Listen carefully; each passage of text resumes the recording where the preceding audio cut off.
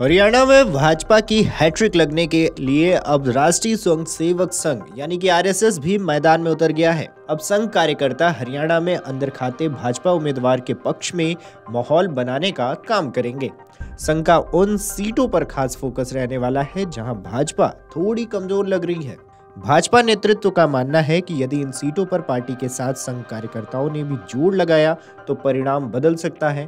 इसलिए आरएसएस ने अपने पारंपरिक तरीके से काम शुरू कर दिया है। आरएसएस कार्यकर्ता घर घर जा रहे हैं। इसके साथ सार्वजनिक स्थलों पर भी केंद्र व राज्य सरकार की नीतियों पर चर्चा कर रहे हैं। हरियाणा में मतदान के लिए अब कुछ ही दिन शेष बचे हैं। भाजपा से जुड़े एक वरिष्ठ नेता ने बताया कि अंतिम दिनों में भाजपा ने स्टार प्रचारकों के साथ पन्ना प्रमुखों की बूथ लेवल पर सक्रियता बढ़ा दी है। इसी के साथ आरएसएस भी सक्रिय हो गई है। उनका एक सिद्धांत है कि जहां कम वहां हम। इसके आधार पर वो उन सीटों पर जा रहे हैं जहां भाजपा कमजोर दिख रही है। राज्य में यमुनानगर, अंबाला, पंचकुला, कुरुक्षेत्र, हिसार, सोनीपत और सिरसा जिलों में 23 से ज्यादा विधानसभा सीटें ऐसी हैं जहां कड़ा मुकाबला है। यदि भाजपा ने इन सीटों पर बढ़त बना ली तो तीसरी बार सत्ता पाने का रास्ता आसान हो सकता है। भाजपा की आंतरिक रिपोर्ट के मुताबिक पार्टी ने पिछले कुछ दिनों में अपना चुनाव उठाया है, इसलिए शीर्ष नेतृत्व ने अब पूरी ताकत झोंक दी है। आरएसएस की नई टीमों का भाजपा से कोई लेना देना नहीं होगा।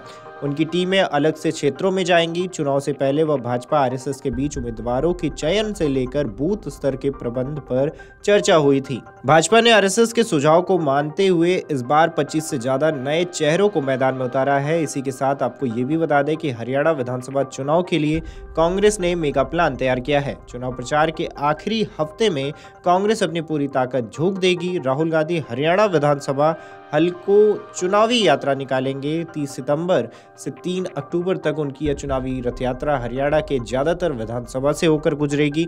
जिन इलाकों में राहुल गांधी की जनसभा हो चुकी है, उसके अलावा जीतने की संभावना वाली सीटों को फोकस करते हुए भी यात्रा का रूट मैप तैयार किया गया है।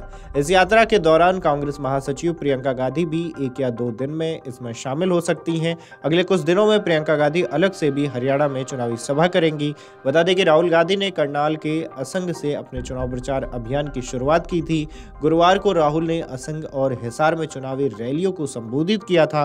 राहुल ने कहा है कि हरियाणा की सरकार ने हरियाणा को खत्म कर दिया। सरकार ने प्रदेश में रोजगार के सिस्टम को खत्म कर दिया। इसके साथ ही यहाँ के युवा खेत बेचकर अमेरिका जाने को मजबूर हो रहे हैं। यहाँ पर बेरोजगारी चरम पर है। यहाँ पर इस बार हर किसी की सरकार बनने जा रही है।